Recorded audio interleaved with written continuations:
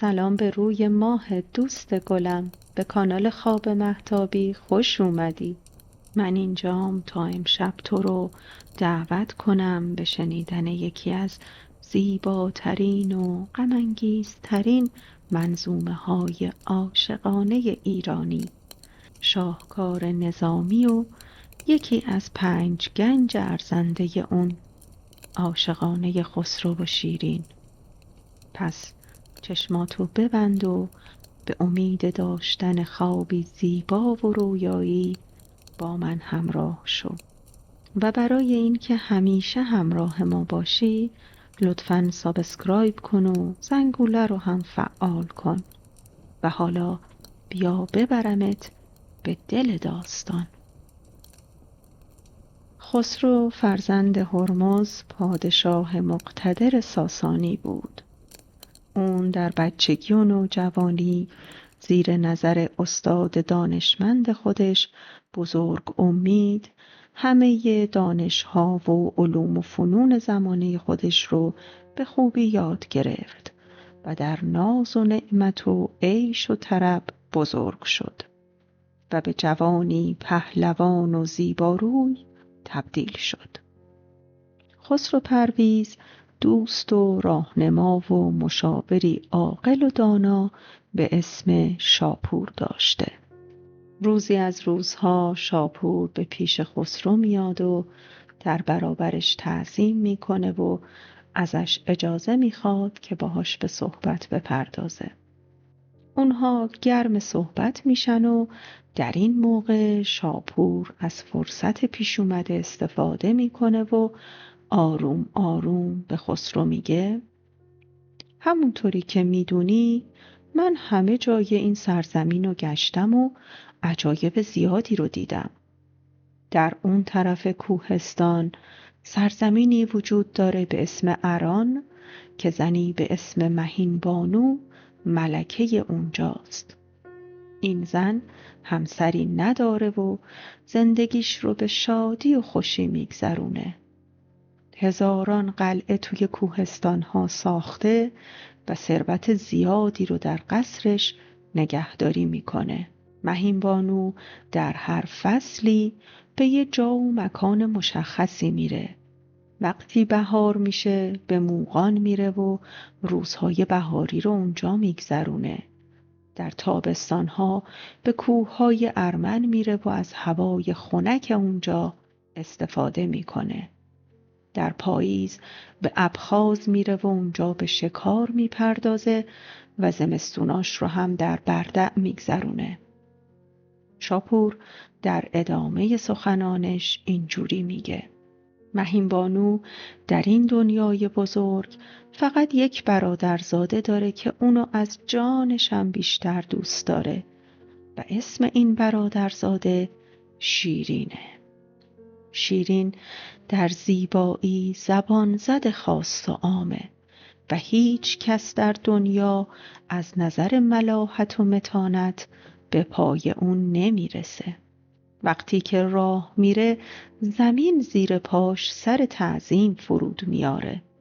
شاپور اونقدر از شیرینی و زیبایی بی‌نظیرش گفت که خسرو از خود بیخود شد و آرزوی دیدن این فرشته زمینی رو در دل پروروند.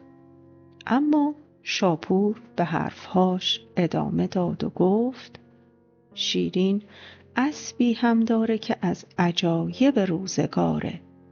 این اسب در سرعت مثل و مانند نداره و وقتی که شروع میکنه به دویدن هیچ موجودی به گرد پاشم نمیرسه.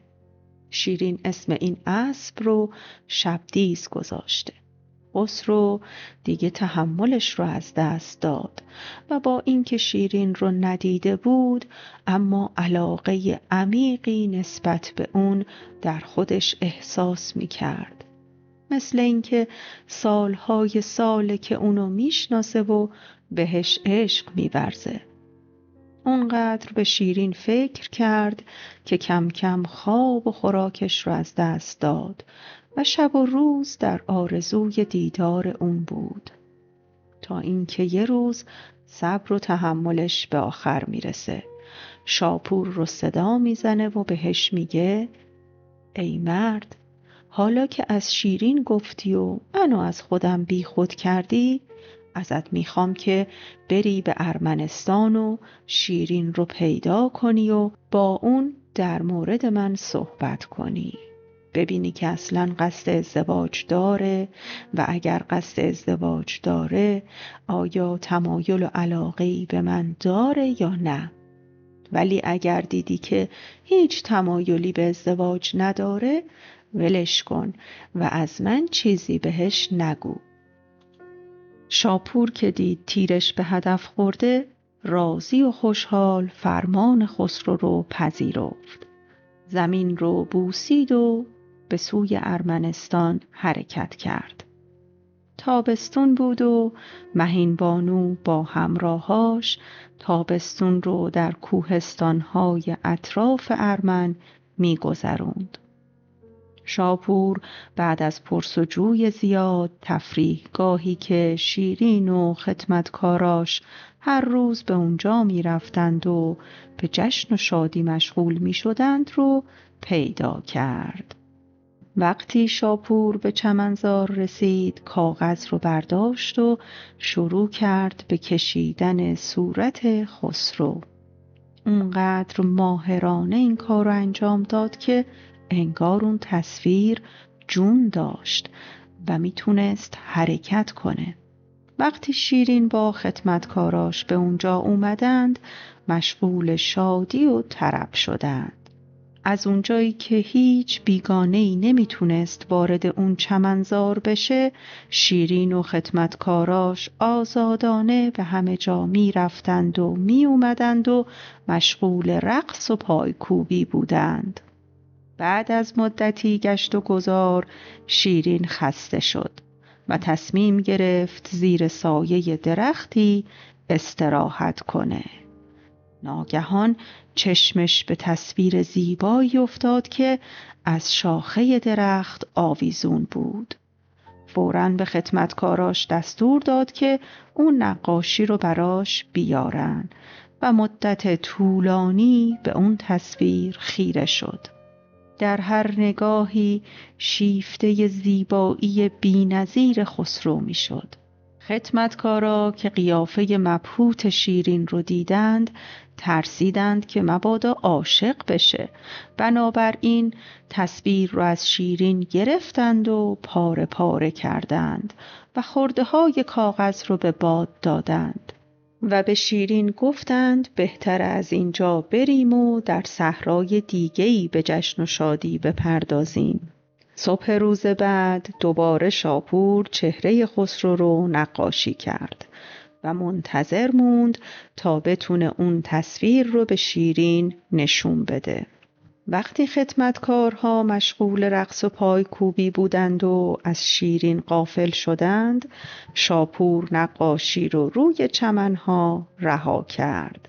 شیرین که تصمیم گرفته بود برای مدت کوتاهی استراحت کنه، دوباره چشمش به اون نقاشی افتاد. حال شیرین با دیدن چهره خسرو منقلب شد و در حالی که به درخت تکیه میداد همراهاش رو صدا زد. یکی از همراهها رفت و تصویر رو برداشت و زیر برگ درختها پنهانش کرد.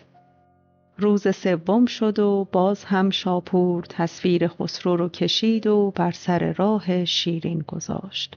اما این بار شیرین به همه دستور داد که اطراف دشت رو بگردند و هر کسی رو که می‌بینند بیارن به نزدش تا در مورد این تصویر ازش پرسجو کنه.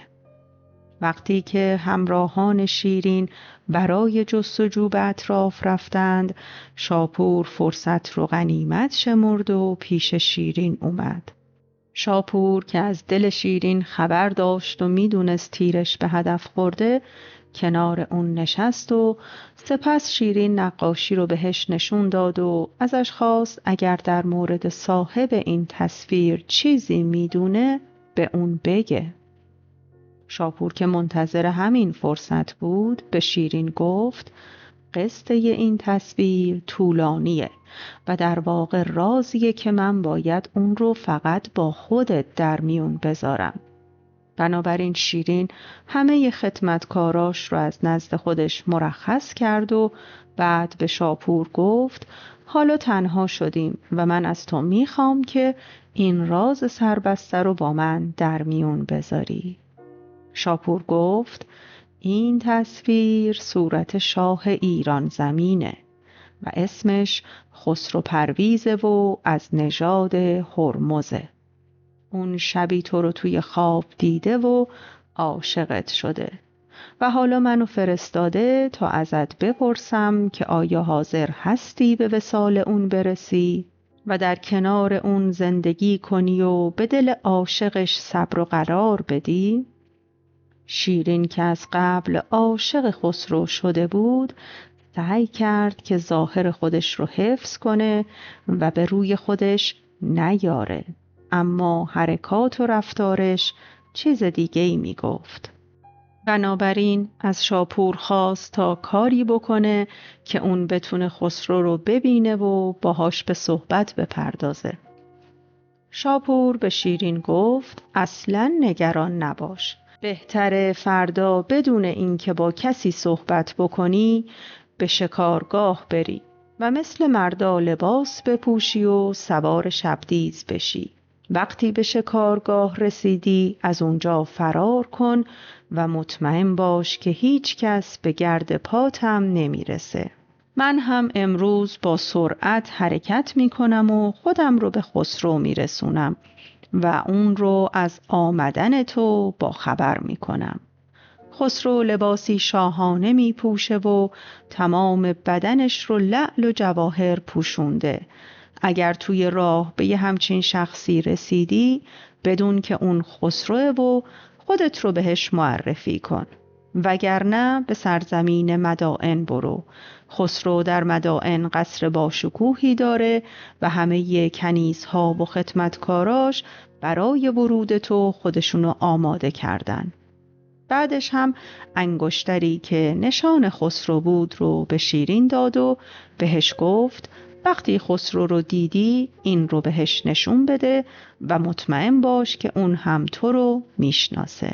شیرین پیشنهاد شاپور رو پذیرفت و در حالی که عشق خسرو تمام وجودش رو فرا گرفته بود به قصر پیش مهین بانو رفت.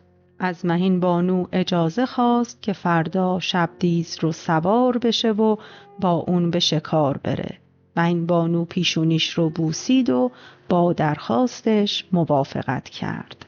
شیرین همونطور که با شاپور قرار گذاشته بود لباس مردان رو پوشید و سوار شبدیز شد و در یک فرصت مناسب اسبش رو هی کرد و به سرعت به سمت مدائن تاخت. همراه‌های شیرین که فکر کردند شبدیز رم کرده اسب‌هاشون رو تاختند تا به اون برسن، ولی هرچه رفتند هیچ اثری از شیرین و شبدیز ندیدند. بنابراین به قصر پیش مهین بانو برگشتند و هرچی که اتفاق افتاده بود رو برای اون تعریف کردند.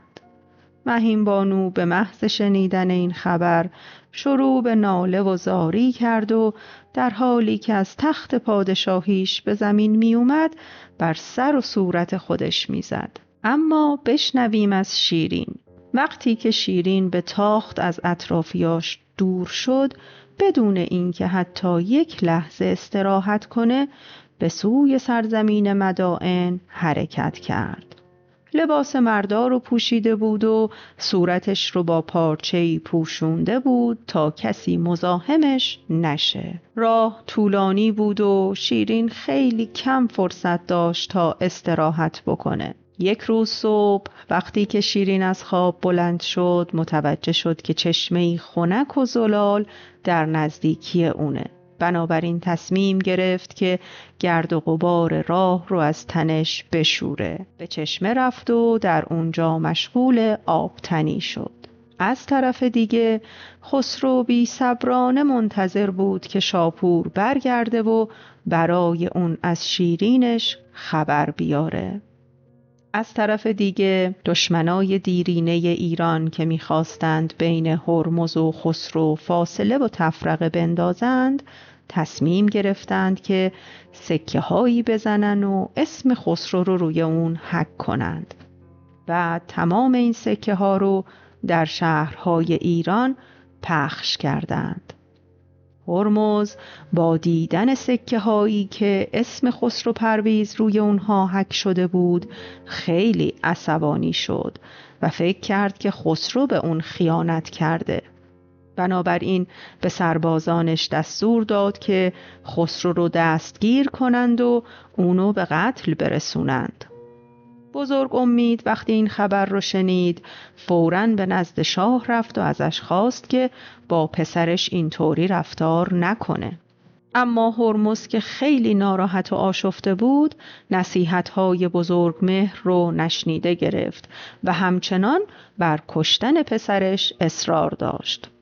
بزرگ امید که نتوانسته بود پادشاه رو منصرف بکنه به سوی خسرو میره و تمام ماجرا رو برای اون تعریف میکنه و ازش میخواد که از ایران فرار کنه و مدتی رو دور از ایران در جایی ناشناس به سر ببره تا آتش این فتنه خاموش بشه.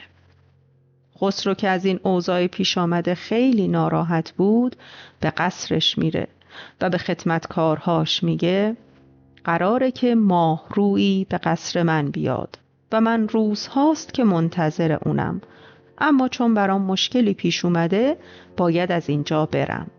وقتی که اون رسید تمام وسایل پذیرایی رو براش فراهم کنید. هر جور که شایستگیش رو داره مورد احترام قرارش بدید و به هر جا که دوست داشت بره همراهیش کنید و اگر دوست نداشت در این قصر زندگی کنه هر جا که خودش خواست قصری براش بسازید و ازش بخواید منتظر بمونه تا من برگردم. خسرو پرویز بعد از اینکه این حرفها رو زد با دلی شکسته از قصر خودش خارج شد و به سوی ارمنستان حرکت کرد. روزهای زیادی از حرکت خسرو به سوی ارمنستان می‌گذشت و اون به اتفاق همراهاش حتی یه لحظه هم توقف نکرده بودند، تا اینکه کم کم خسته شدند و خسرو به همراهاش دستور داد تا در جایی توقف کنند و به استراحت بپردازند. وقتی که همراه‌ها در حال استراحت بودند خسرو که از زمان دلتنگ بود تصمیم گرفت تا گشتی در اون اطراف بزنه. هنوز خیلی دور نشده بود که متوجه چشمه آب خنکی در اون اطراف شد و ناگهان دید دختر زیبایی در آب چشمه به آبتنی مشغوله و اون دختر کسی نبود جز شیرین. خسرو محو تماشای زیبایی اون شد و در دل دعا کرد که ای کاش این زیباروی همون شیرین اون باشه. خسرو خواست به دختر نزدیک بشه اما فکر کرد که اگر ناگهانی به سمت اون بره دختر از دیدنش وحشت میکنه و فرار رو برقرار ترجیح میده. بنابراین از تصمیمش منصرف شد و همونجا ایستاد. از طرفی شیرین هم متوجه حضور خسرو شد و شرم و حیا سراسر وجودش رو در بر گرفت. وقتی که خسرو برای لحظه‌ای سرش رو برگردوند شیرین بلافاصله سوار شبدیز شد و به سرعت از اونجا دور شد. خسرو همه جا رو برای پیدا کردن شیرین و اسبش گشت اما هیچ اثری از اونها پیدا نکرد و سرانجام خسته و دل‌آزرده پیش همراهاش برگشت و بعد از استراحت به راه خودشون ادامه دادند. شیرین بعد از این ملاقات دیگه در هیچ جا توقف نکرد و به سرعت تاخت تا به شهر مدائن رسید.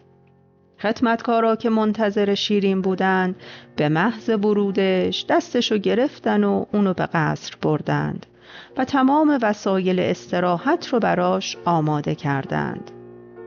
شیرین بعد از پرسجوی زیاد متوجه شد که هرمز به خسرو خشم گرفته و قصد کشتن اونو داشته و برای همین هم خسرو مجبور شده به ارمنستان بره. روزها گذشت و خبری از خسرو نشد. شیرین کم کم از ماندن در قصر خسته شد و تصمیم گرفت برای خودش قصری جداگانه بسازه. اما جایی که شیرین برای ساخت قصر انتخاب کرده بود بسیار بد آب و هوا بود و هیچ کس در اونجا زندگی نمی کرد. خدمتکارا سعی کردند شیرین را از تصمیمش منصرف کنند، اما هیچ فایده‌ای نداشت. بنابراین برای اون قصر با شکوهی ساختند و وقتی دیدند که شیرین هیچ تمایلی به مصاحبت و همراهی اونها نداره، همه اون رو ترک کردند و به قصر مدائن برگشتند. روزها گذشت و خسرو که خستگی سفر تاب و توانش را از بین برده بود، سرانجام به ارمن رسید. وقتی مهین بانو از ورود خسرو با خبر شد، با شکوه هرچه تمامتر به استقبالش رفت و ازش دعوت کرد که مدتی در قصر اون زندگی کنه. زمانی گذشت و خسرو تابستون رو در سرزمین ارمنستان سپری کرد تا اینکه یک روز مهین بانو به نزدش رفت و گفت هوا کم کم داره سرد میشه و ما باید به مناطق گرم سیر سفر کنیم. خسرو که به خاطر اختلاف با پدرش نمیتونست به ایران برگرده، پیشنهاد مهین بانو رو قبول کرد. یک شب که خسرو در بزم شادی و طرب بود، نگهبانها بهش خبر دادند که شخصی به اسم شاپور میخواد اونو ببینه. خسرو که خیلی وقت بود انتظار دیدار شاپور رو میکشید، بلافاصله اونو پذیرفت. وقتی شاپور وارد شد، خسرو تمام اتفاقاتی که براش افتاده بود رو برای شاپور تعریف کرد و شاپور هم تمام ماجرا رو برای خسرو تعریف کرد و بهش گفت که قرار بوده شیرین در کاخ مدائن منتظر تو باشه و حالا در اونجا به انتظار تو نشسته. خسرو که از شنیدن این خبر خیلی خوشحال شده بود، به شاپور دستور داد که سوار اسبش گلگون بشه و بلافاصله به مدائن بره و شیرین رو به نزد اونو مهین بانو بیاره. و از طرف دیگه هم به نزد مهین بانو رفت و بهش خبر سلامتی شیرین رو داد. شاپور سوار اسب شد و به تاخت خودش رو به مدائن رسوند. وقتی شاپور به مدائن رسید، متوجه شد که شیرین در قصر مدائن زندگی نمی‌کنه. پرسجو کنان رفت تا قصر شیرین رو پیدا کرد. شیرین که مدتها بود منتظر برگشتن شاپور بود، از دیدن اون خیلی خوشحال شد. شاپور گلگون رو در اختیار شیرین گذاشت و بهش گفت بلافاصله به سمت ارمنستان بتازه که خسرو اونجا منتظرشه. روزی فرستاده‌ای از ایران به نزد خسرو اومد و بهش خبر داد که پدرش در جنگ با دشمنان کشته شده و اون اکنون پادشاه ایران زمینه و بلافاصله باید به ایران برگرده تا جلوی هر نوع آشوب و شورشی رو بگیره. برای همین خسرو پرویز ارمنستان رو ترک کرد و به ایران برگشت. شیرین سوار بر اسب خودش رو به ارمنستان رسوند. وقتی مهین بانو شیرین رو از دور دید، از خوشحالی در پوست خودش نمی گنجید. اونو در آغوش گرفت و شیرین با دیدن مهین بانو به خاطر شرم و حیایی که داشت سرشو پایین انداخت. مهین بانو که فهمید شیرین از کار اشتباهی که کرده پشیمونه، دیگه چیزی از گذشته به روی اون نیاورد. مدتی به همین منوال گذشت. خسرو در ایران به پادشاهی و حکومت خودش مشغول بود و شیرین نزد مهین بانو به زندگی خودش ادامه میداد. از طرفی بهرام چوبین وقتی از پادشاهی خسرو پرویز مطلع شد، به فکرش زد که به ایران حمله کنه. برای همین برای سران و لشکریان ایران نامه نوشت و اونها رو به شورش و قیام علیه خسرو پرویز تشویق کرد. سپاهیان زیادی هم با اون موافقت کردند. مردم رو علیه خسرو پرویز شوروندند و همه علیه اون قیام کردند. خسرو پرویز با اوجگیری شورش مردم سوار بر شبدیز شد و پا به فرار گذاشت تا جون خودش رو نجات بده. رفت و مدتی در آذربایجان زندگی کرد و از اونجا به موغان رفت. یک روز که خسرو در اونجا مشغول شکار بود، متوجه گروهی شد که در علفزارهای سرزمین موغان در حال شادی و طرب بودند. خسرو پرویز جلو رفت و ناگهان در میان اون دختران چشمش به همون زیبارویی افتاد که در سفر ارمنستان در چشم خودش رو می شست. دوباره اون دختر زیبا رو دیده بود. شیرین هم با دیدن اون جوان فوراً شناختش. انگار سالها بود که همدیگر رو می شناختند. بعد از لحظه‌ای سکوت به هم نزدیک شدند و خودشون رو معرفی کردند. از دیدار همدیگه سراپای وجودشون رو شادی و نشاط در بر گرفت. خسرو و شیرین ساعتها کنار هم نشستند و با هم به صحبت پرداختند.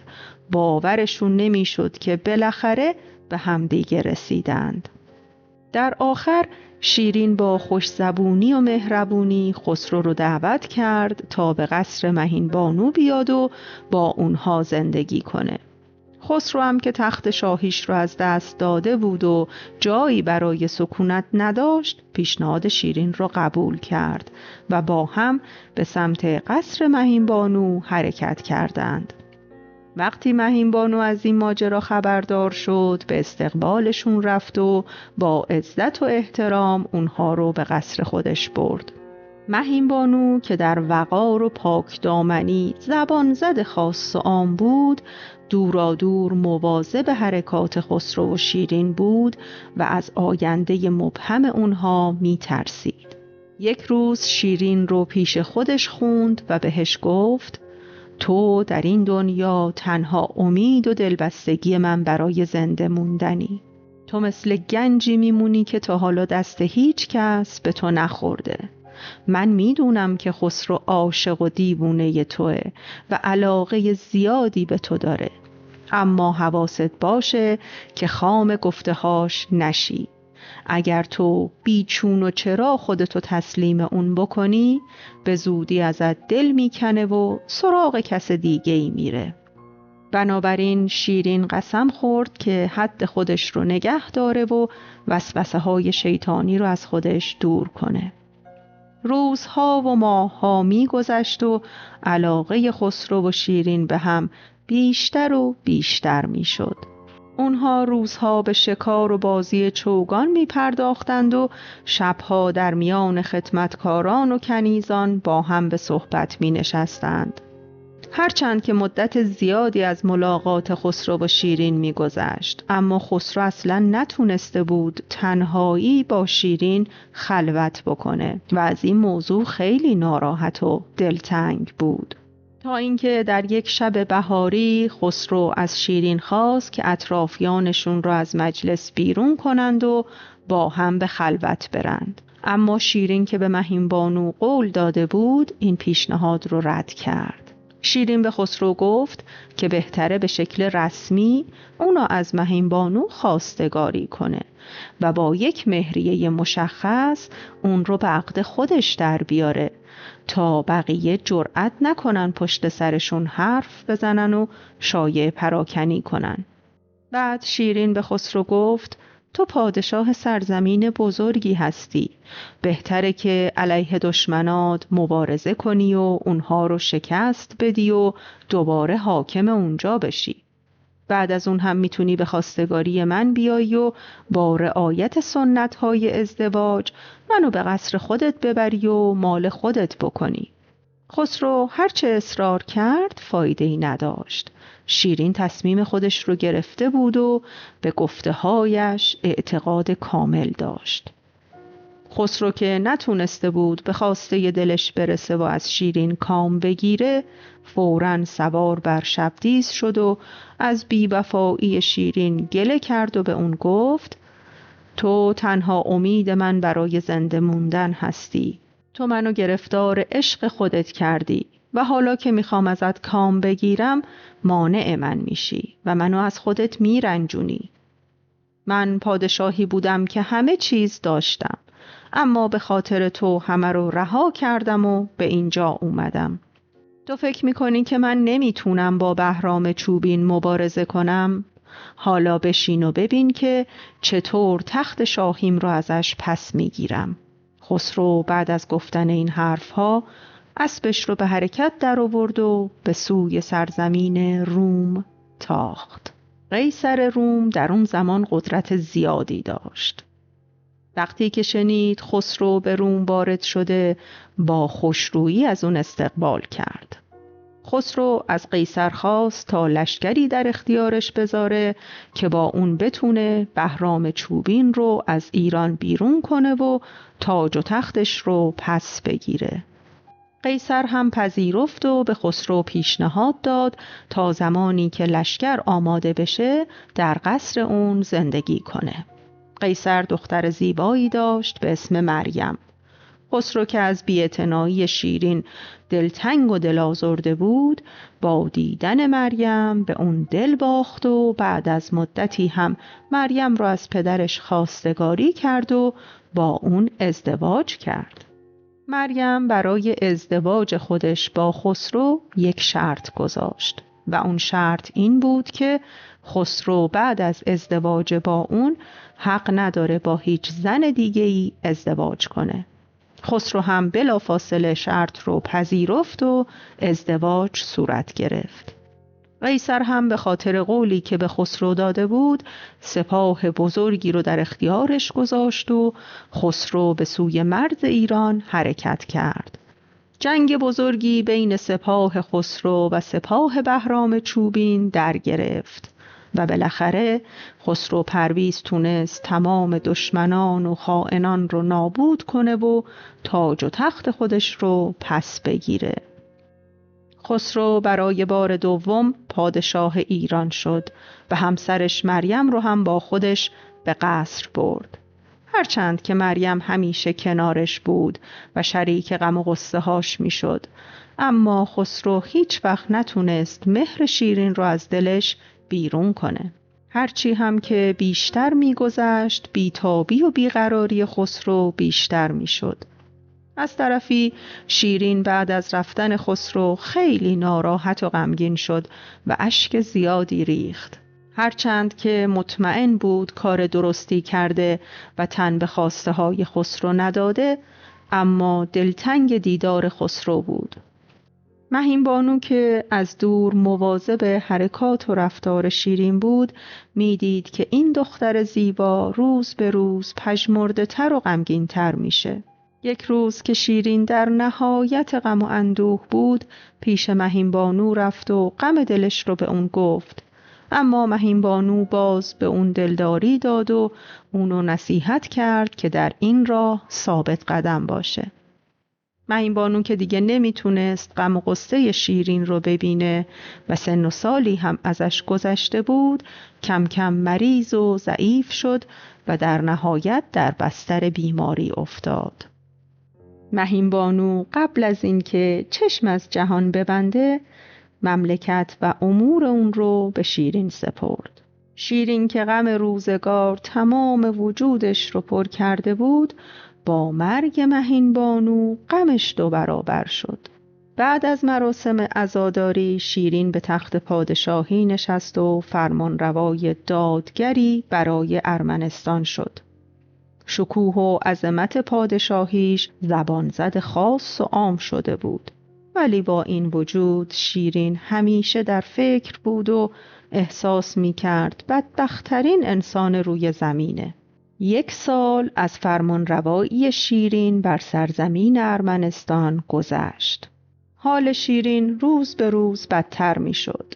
یه روز با خودش فکر کرد اگه من برای دردم علاجی پیدا نکنم کم کم دیوانه میشم و سر به کوه میذارم. بنابراین تصمیم گرفت که خودش به قصر مدائن بره و به هر طریقی که شده خسرو رو پیدا کنه. شاید بتونه دوباره دل دیوانه خودش رو آروم کنه و دل خسرو رو به دست بیاره. صبح روز بعد با هدایا و طلا و جواهر بسیار به سوی سرزمین ایران حرکت کرد و بعد از گذشت چند روز به قصر مدائن رسید. به خسرو خبر دادند که شیرین پشت دروازه های قصر مدائنه، اما خسرو به خاطر قولی که به مریم داده بود جرأت نکرد به ملاقات شیرین بره و فقط براش پیغامی فرستاد. شیرین از این بی‌توجهی خسرو خیلی عصبانی و ناراحت شد و بلافاصله به ارمنستان برگشت و در راه مرتب خودش رو سرزنش می‌کرد که این چه سبکسری بود که کرده بود و نسنجیده به قصر مدائن رفته بود. از طرف دیگه خسرو که به خاطر مریم از دیدار شیرین محروم شده بود سعی می‌کرد با خوشگذرونی و برگزاری مجالس جشن و سرور این غم رو پنهون کنه.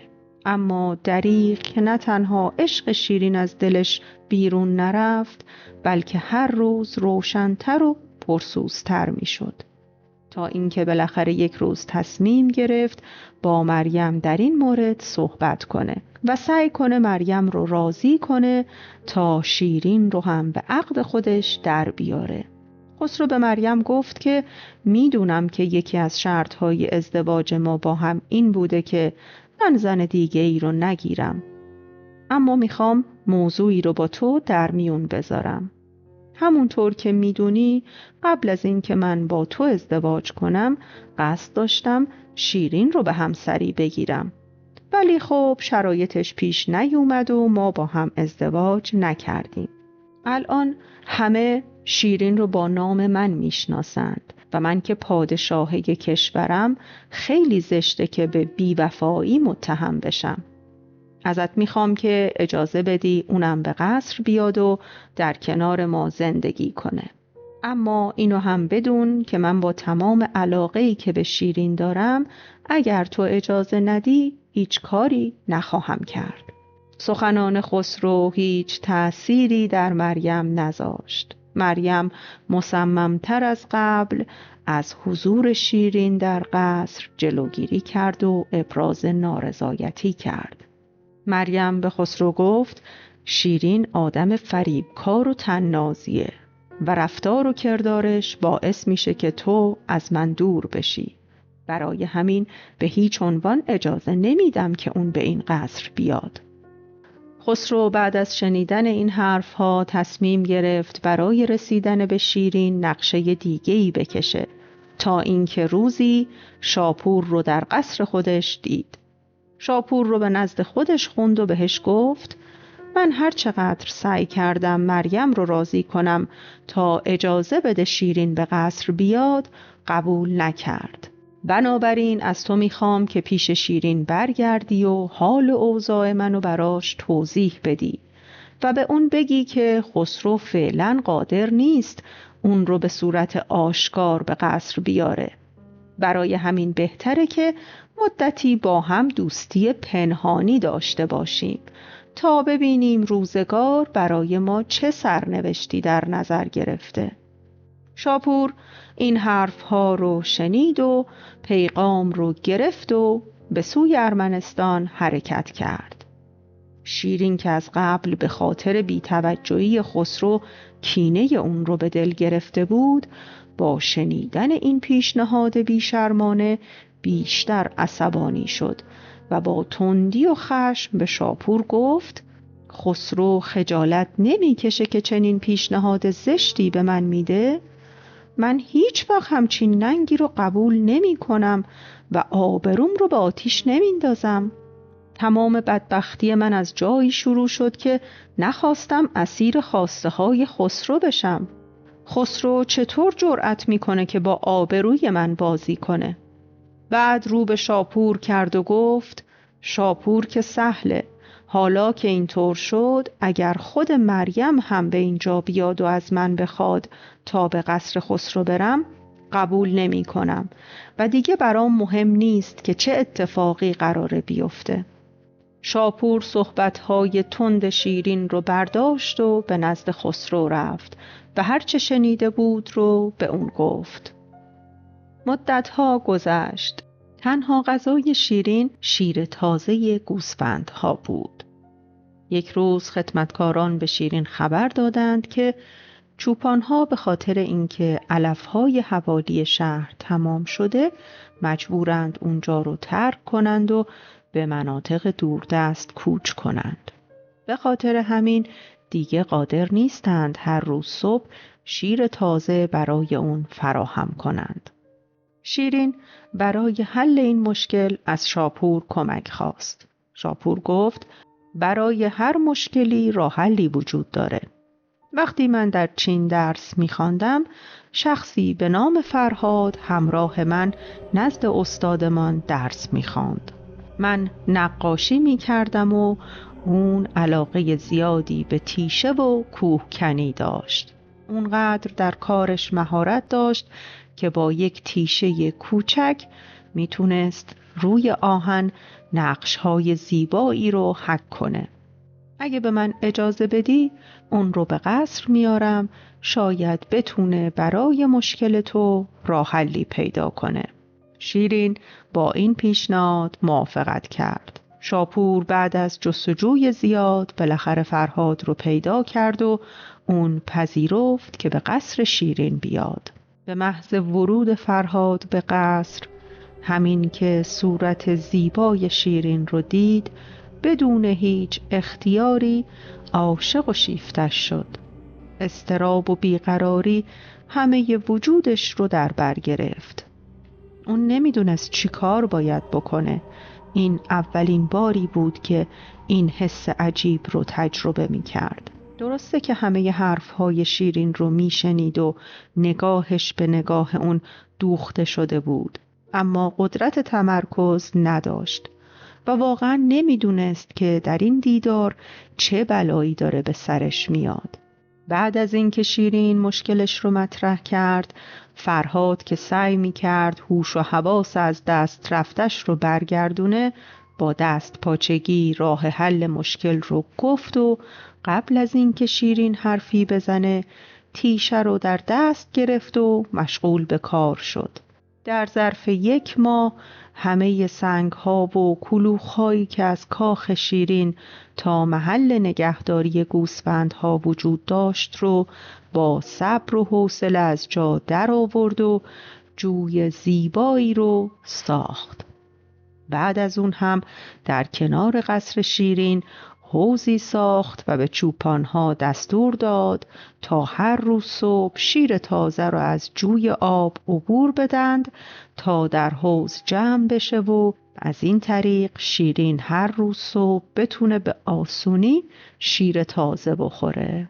اطرافیان شیرین به اون خبر دادند که فرهاد کار غیر ممکن رو ممکن کرد. شیرین مشتاقانه به نزد فرهاد رفت و با دیدن جوی بزرگ و حوض زیبا انگشت تعجب به دهان گرفت. شیرین فرهاد رو مورد لطف و ستایش خودش قرار داد و از این همه صبر و حوصله‌اش تشکر کرد. فرهاد که در مقابل شیرین حتی نمیتونست حرفی بزنه، چاره‌ای ندید جز اینکه اونجا رو ترک کنه و به خلوت خودش بره.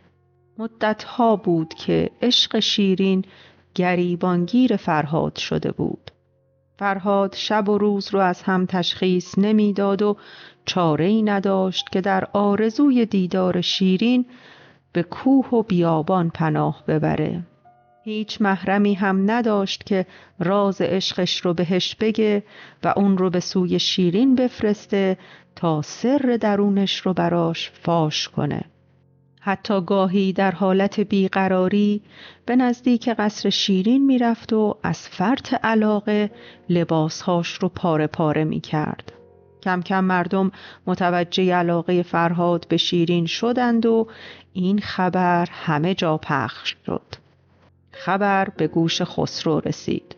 خسرو که سالهای سال در خیال روی شیرین روزگار می‌گذراند، اصلاً فکر نمی‌کرد که با رقیبی چنین سرسخت روبرو بشه. ترس از دست دادن شیرین شب و روز خسرو رو راحت نمیذاشت و آروم و قرار رو ازش گرفته بود. بالاخره خسرو از روی ناچاری تصمیم گرفت با چند نفر که محرم اسرارش بودند مشورت کنه و برای این مشکل راه حلی پیدا کنه.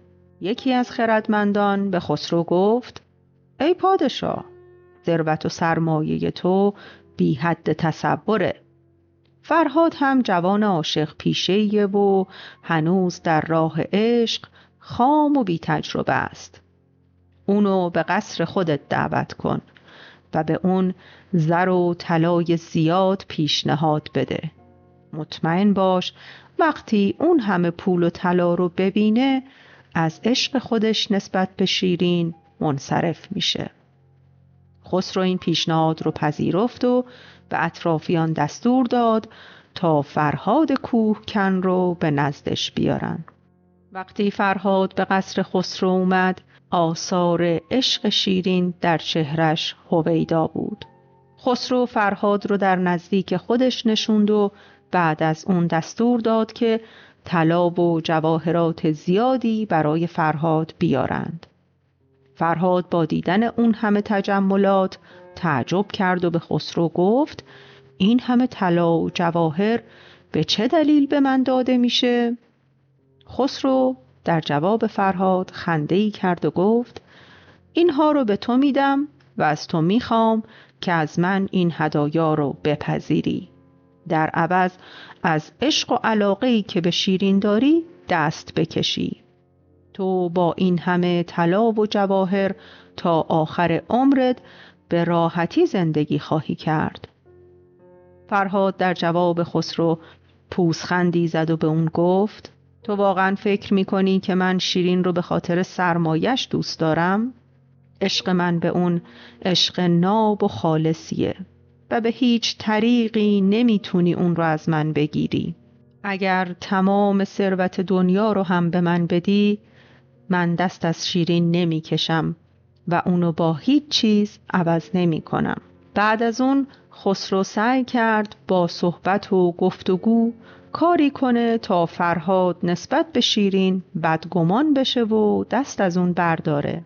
اما فرهاد در برابر هر حرف خسرو جواب زیبایی داشت که همگان از این همه نکته سنجی شگفت زده شدند. خسرو در حالی که از حاضر جوابی فرهاد مات و مبهوت شده بود، از روی ناچاری به اون گفت: تو که به هیچ عنوان راضی به جدایی از شیرین نیستی، پس من به یک شرط حاضرم که از شیرین دل بکنم. اگر شرط مرا بپذیری و خواسته مرا برآورده کنی، مطمئن باش که دست از تو و شیرین میکشم و دیگر سراغی از او هم نخواهم گرفت. شرط من این است: در محل رفت آمد ما کوهی وجود دارد که بسیار سرسخت و مقاومه. به هیچ طریقی نتونستیم راهی از این کوه برای عبور باز کنیم. از تو میخوام راهی در دل این کوه به وجود بیاری. اون وقت با خیال راحت میتونی به وصال شیرین برسی و بعد از اون من هیچ ادعایی در مورد شیرین نخواهم داشت. کوهی که خسرو برای فرهاد انتخاب کرده بود بیستون نام داشت. هیچ کس نتونسته بود حتی سوراخ کوچیکی در اون کوه به وجود بیاره. به نظر خسرو این کار غیر ممکن بود. در واقع خسرو از این طریق میخواست جلوی پای فرهاد سنگ بندازه و اونو از عشق به شیرین منصرف کنه. فرهاد فوراً پیشنهاد خسرو رو پذیرفت و از اون قول گرفت که بعد از درست شدن راه در کوه بیستون دیگه کاری به اون و شیرین نداشته باشه. بعد هم به طرف کوه رفت. در حالی که تیشه‌ای به دوش داشت و به محض رسیدن دست به کار شد و آهسته آهسته با صبر و حوصله سنگ‌های کوه رو جابجا کرد. روزها و ماه‌ها گذشت و فرهاد با علاقه‌ای بیشتر به کندن کوه مشغول بود. این خبر به گوش شیرین رسید. شیرین که از عشق فرهاد به خودش میبالید، یک روز به همراه اطرافیانش تصمیم گرفت به کوه بیستون بره و از نزدیک شاهد تلاش فرهاد باشه. فرهاد با دیدن شیرین از کوه پایین اومد و در برابرش تعظیم کرد. باورش نمیشد که شیرین به خاطر اون قدم رنجه کرده و به دیدارش اومده. با این کار شیرین امید تازه‌ای در دل فرهاد جان گرفت. بعد از رفتن شیرین، فرهاد مصممتر از قبل به کار خودش مشغول شد و کم کم تا میانه کوه بیستون پیش رفت. خبر رفتن شیرین به کوه بیستون و دیدارش با فرهاد به گوش خسرو رسید. خسرو که به هیچ عنوان نمیخواست دست از این عشق برداره، با آشفتگی بسیار کسی رو به کوه بیستون فرستاد تا از چند و چون کار فرهاد با خبرش کنه. وقتی قاصد به کوه بیستون رسید، در کمال ناباوری دید که کوه تا کمر شکافته شده و راه بزرگی در اون به وجود اومده. قاصد فوراً به قصر برگشت و این خبر رو به خسرو داد. خسرو که میدونست اگر فرهاد کارش تموم بشه، اون باید بنا به قولی که بهش داده دست از شیرین بکشه و برای ابد در غم فراقش زندگی کنه، تصمیم گرفت راه دیگه‌ای پیدا کنه. بنابراین دوباره پیران دربار رو به دور خودش جمع کرد. یکی از پیران دربار به خسرو گفت: تو به هیچ راهی نمیتونی مانع این وصال بشی. فرهاد کوهکن سرسخت ترین عاشقیه که من تا حالا دیدم و تنها با مرگش میتونی این کابوس رو از خودت دور کنی. بهتره کسی رو به نزدش بفرستی و از اون بخوای که به دروغ خبر مرگ شیرین رو به فرهاد برسونند. مطمئن باش به خاطر علاقش فرهاد در همون دم جان میده و تو از دست اون نفس راحتی میکشی. به نظر خسرو این فکر هرچند ناجوان مردانه بود، اما آخرین راه حل برای رهایی از فرهاد میتوانست همین باشد. روزی فرهاد مشغول کندن کوه بود و با یاد شیرین سنگ‌های سخت رو جابجا می‌کرد. ناگهان شخصی اونو صدا زد. سراسیمه از جاش بلند شد تا ببینه اون شخص با اون چه کار داره. اون شخص با دیدن فرهاد بهش گفت: تا کی میخوای در بیخبری و غفلت به سر ببری؟ برای چه کسی این همه رنج و عذاب میکشی؟ مگه نمیدونی که شیرین جان به جان آفرین تسلیم کرد و از دنیا رفت؟ وای بر تو که فقط به فکر خودت هستی و از دلدارت حتی خبر هم نداری. وقتی حرفهای اون مرد تموم شد، فرهاد ناباورانه به اون نگاه کرد. مگر میشد به این راحتی مرگ چنین عزیزی رو باور کرد؟ دیگه حتی قادر به حرف زدن هم نبود. در حالی که تعادل خودش رو از دست داده بود، از بالای کوه به زمین افتاد و در لحظه جان داد. خبر مرگ ناگهانی فرهاد به گوش همه رسید. شیرین روزها و شبها در غم از دست دادن فرهاد گریه کرد و زمانه رو به خاطر این سرنوشت شوم سرزنش کرد. فرهاد در راه عشق مقدس خودش جان داده بود و تنها یادی از اون میتونست دل غمدیده شیرین رو آروم کنه. وقتی خسرو فهمید که رقیبش از راه برداشته شده، بسیار خوشحال شد و تصمیم گرفت برای رسیدن به شیرین دیگه غرورش رو کنار بذاره و رسماً به خواستگاریش بره. خسرو اول برای شیرین نامه‌ای نوشت و با حالتی تمسخرآمیز مرگ فرهاد رو به اون تسلیت گفت. شیرین که از این همه بی‌وفایی خسرو بسیار تنگ دل بود، از خدا خواست مصیبتی که بر سرش اومده بر سر خسرو بیاره و داغ درونش رو نصیب خسرو هم بکنه. از قضا مدتی نگذشت که مریم همسر خسرو بیمار شد و پس از مدتی درگذشت. خسرو که بارها از مریم خواسته بود تا برای اومدن به شیرین موافقتش رو اعلام کنه، حالا با مرگ مریم تا حدی به خواستهاش رسیده بود. با این وجود صبر کرد تا مراسم عزاداری به طور کامل اجرا بشه. از طرف دیگه وقتی شیرین خبر مرگ مریم رو شنید، برای خسرو نامه‌ای نوشت و به همان صورت که خسرو اون رو در مرگ فرهاد مسخره کرده بود بهش تسلیت گفت. وقتی خسرو نامه شیرین رو خوند، مدتی مات و مبهوت به گوشه‌ای خیره شده بود. این نامه در واقع جواب همه بی‌وفایی‌های اون بود. عشق و علاقه خسرو نسبت به شیرین روز به روز بیشتر می شد و حالا که با مرگ مریم دیگه مانعی برای این وصال وجود نداشت، خسرو سعی کرد با چرب زبونی و مهربونی دل شیرین رو نرم کنه. اما شیرین که حالا دیگه تجربه های زیادی از این عشق به دست آورده بود، اسیر این چرب زبانی نشد و همچنان بر عشق پاک خودش مصر بود. تنهایی برای خسرو غیر قابل تحمل شده بود.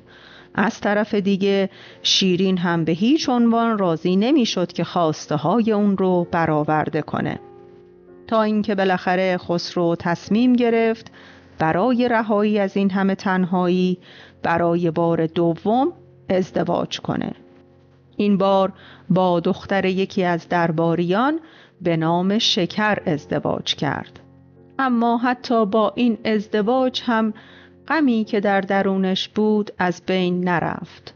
خسرو سرانجام به این نتیجه رسید که عشق اون به شیرین عشقی زمینی و جسمی نیست، بلکه از عالمی میاد که مادیات در اون نقشی نداره. خسرو میدونست که تنها یار و همدم شیرین در این روزهای تیره و تار شاپوره. بنابراین پیکی فرستاد و از شاپور خواست که دربار شیرین رو ترک کنه و به ایران برگرده. شیرین میدونست که با رفتن شاپور باید بار گران این عشق رو به تنهایی به دوش بکشه.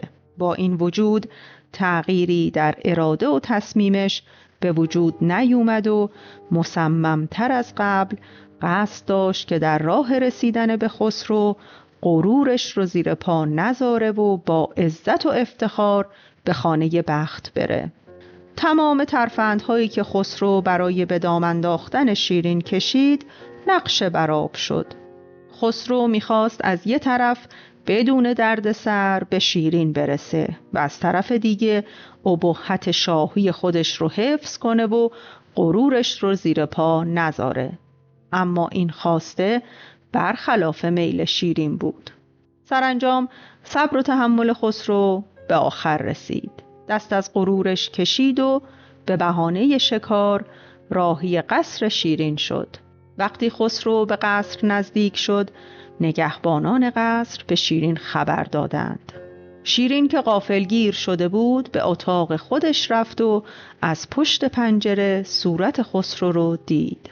با دیدن خسرو از خود بیخود شد و بیهوش بر روی زمین افتاد.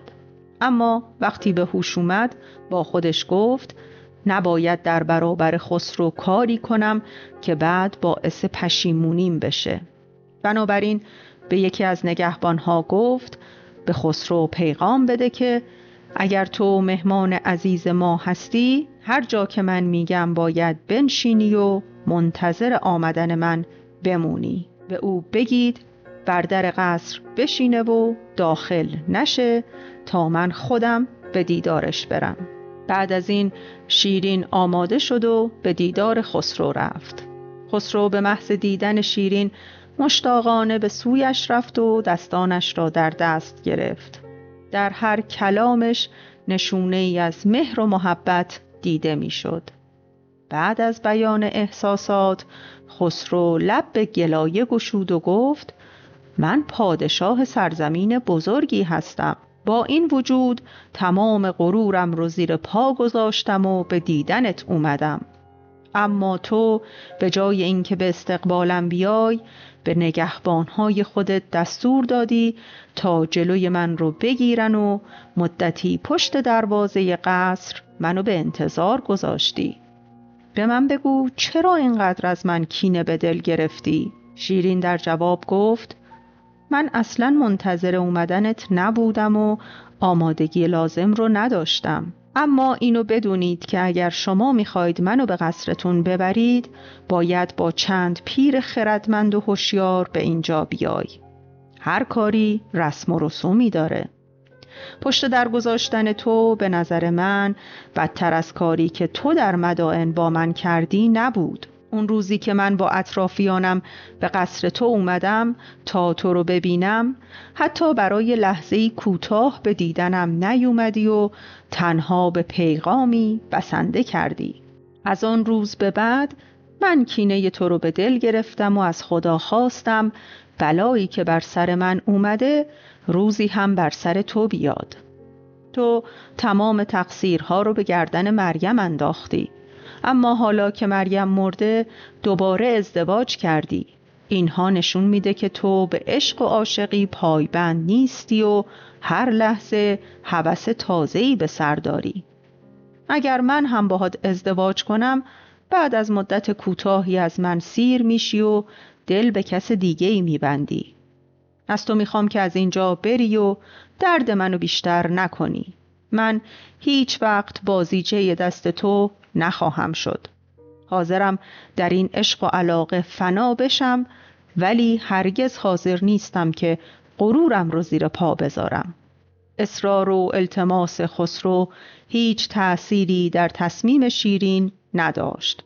تنها شرط ازدواج شیرین با خسرو این بود که با بزرگان دربار به خواستگاریش بیایند و با مهر و کابین تعیین شده او را با عزت و افتخار به دربار ببرند. خسرو که حس می‌کرد با اومدنش به قصر شیرین غرورش لگدکوب شده، مایوسانه به ایران برگشت. روزها گذشت تا اینکه بالاخره یک روز شاپور از خسرو پرسید: ای شاه، چرا برای ازدواج با شیرین امروز و فردا می‌کنی؟ آیا نمی ترسی که شیرین عاشق کس دیگری بشود و قصه عشق تو را از دل بیرون کند؟ خسرو گفت: شیرین تنها بهانه زندگی منه. من به امید دیدار اون روزها رو پشت سر میذارم. مگه ندیدی که غرور پادشاهیم رو زیر پا گذاشتم و به دیدنش رفتم؟ در عوض اون چه کرد؟ اصلاً به من اجازه نداد که وارد قصرش بشم و بعد از دیدار در برابر التماس و خواهش من جواب رد داد. دیگر چه کار باید بکنم تا او راضی به ازدواج با من شود؟ شاپور در جواب خسرو گفت: چرا یک بار هم که شده بنا به میل شیرین رفتار نمی کنی؟ او از تو می خواهد که به طور رسمی از او خواستگاری شود و بعد از تعیین مهریه به همسری تو درآید. این که کاری ندارد. تازه این کار از رفتن شما به قصر شیرین هم راحت تر است. خسرو با پیشنهاد شاپور موافقت کرد. پیران خردمند را به قصر شیرین فرستاد و بعد از انجام مراسم رسمی ازدواج شیرین راضی شد که به دربار خسرو رفته و در کنارش به عنوان همسر زندگی کند. لحظه ورود شیرین به قصر خسرو لحظه‌ای فراموش نشدنی بود. به میمنت این ازدواج پادشاه سکه‌های زیادی به مردم بخشید تا به این وسیله آنها را در جشن و شادی خود شریک کند. مردم که از مدتها قبل قصه عشق این دو دلداده را می دانستند، با شنیدن وصال آن دو مشتاقانه به قصر خسرو آمدند و از نزدیک شاهد پیوند آنها بودند. خسرو که باورش نمیشد سرانجام به وصال شیرین رسیده، از این همه لطف و محبتی که خداوند در حق او کرده بود سپاسگزاری نمود و از خدا خواست که این خوشبختی را برای همیشه نصیب حالش کند. سالها گذشت و آن دو دلداده در کنار هم روزهای خوشی را سپری کردند، تا اینکه خسرو تصمیم گرفت تخت شاهی را به فرزندش شیرویه بسپارد. شیرویه پسر مریم بسیار ظالم و خوشگذران بود و از دستورات پدر سرپیچی می کرد و باعث دلازردگی خسرو می شد.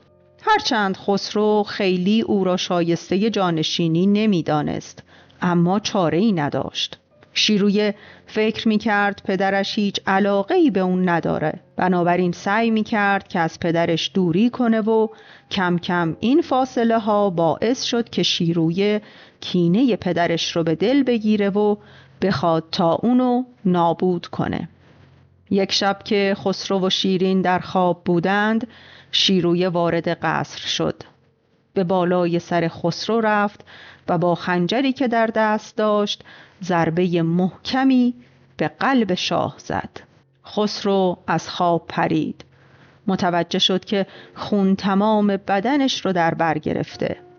خواست تا شیرین رو بیدار کنه تا قطره‌ای آب بهش بده، اما ترسید که مبادا شیرین در اون تاریکی با دیدن بدن خونالود اون ناراحت بشه و داد و فریاد راه بندازه. بنابراین در حالی که به صورت زیبای شیرین خیره شده بود، بدون هیچ آه و ناله‌ای جان سپرد و شیرین رو تنها گذاشت. شیرین همیشه با صدای نی از خواب بلند می شد، اما اون شب اونقدر از خسرو خون رفته بود که تمام بدن شیرین پر از خون شد و شیرین در خواب متوجه چیز گرمی شد. سریع از خواب بلند شد و اون وقت متوجه مرگ خسرو شد. به زودی فریاد شیرین تمام قصر رو پر کرد. همه به سوی جسد بیجان خسرو دویدند و به آنچه که اتفاق افتاده بود نگاه می کردند. غم از دست دادن خسرو برای شیرین غم بزرگی بود که به هیچ طریقی نمیتونست اون رو فراموش کنه. شیرین جسد خسرو رو با گلاب شست و در حال انجام مراسم عزاداری بود که نامه‌ای از طرف شیرویه به دستش رسید. شیرویه در اون نامه نوشته بود که به شیرین علاقه داره و از اون میخواد بعد از انجام مراسم عزاداری خودش رو برای ازدواج با اون آماده کنه. شیرین که حالا دیگه میدونست چه کسی خسرو رو کشته، با خوندن اون نامه حالش خرابترم شد. این پیشنهاد زشت مثل پتکی سنگین بر سرش فرود اومد. غم از دست دادن خسرو یک طرف و این پیشنهاد بیشرمانه از سوی دیگه شیرین رو در فشار جدی قرار داد. اگر تسلیم خواسته های شیرویه نمی شد، خواه ناخواه شیرویه کینه او رو هم به دل می گرفت و باعث آزار و اذیتش می شد. اگر به پیشنهاد شیرویه جواب مثبت می داد، نسبت به خسرو بیوفایی کرده بود و پشت پا به عشق ناب و خالصش زده بود. اون وقت جواب مردم رو چه میداد؟ حتما بعد از ازدواج شیرین با شیرویه مردم اون رو آدمی بی‌بندوبار و هوسران میدونستند. بنابراین شیرین در نهایت فشار روحی تصمیم خودش رو گرفت. روز به خاکسپاری خسرو فرا رسید. شیرین خسرو رو در تابوت گذاشت و تابوت رو غرق عنبر و گلاب کرد. بعد سپاهیان تابوت رو به دوش گرفتند و با انجام تشریفات لازم به قبرستان بردند. شیرین از موبدان اجازه خواست تا برای مدت کوتاهی تابوت خسرو رو به گنبدی که قبلا ساخته بودند ببرند و به اون اجازه بدند لحظه‌ای کوتاه با خسرو تنها باشه و برای آخرین بار با او ودا کنه. موبدان پذیرفتند. تابوت خسرو رو به گنبد بردند. شیرین به همه دستور داد تا اونجا رو ترک کنند. بعد در رو به روی همه بست و در حالی که خنجری در دست داشت به سوی جسد بیجان خسرو رفت. بر زخم تن خسرو دستی کشید و با مهربانی به چهره خسرو نگاه کرد. بعد خنجر رو بالا برد و بر تن خودش فرود آورد. مرگ با افتخار برای شیرین بهتر از زندگی نفرت انگیز بود. شیرین فریاد بلندی کشید.